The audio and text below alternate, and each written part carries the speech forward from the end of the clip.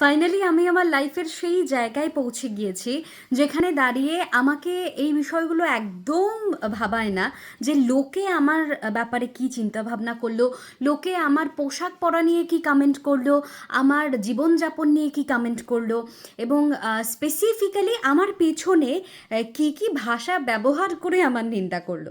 কারণ দিনের শেষে আমার নিজের ক্যারিয়ার রয়েছে, আমার সংসার রয়েছে, আমার পরিবার রয়েছে, এবং এই সো কল্ড আনহেলদি নিন্দুকদের থেকে আমার পরিবারের লোকজনগুলো কিন্তু আমার কাছে অনেক বেশি গুরুত্বপূর্ণ।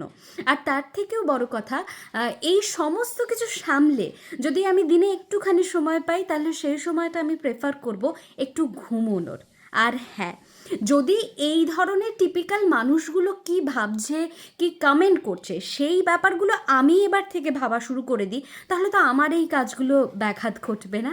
সেই জন্য এদেরকে নিয়ে আমি ভাবা একদমই ছেড়ে দিয়েছি।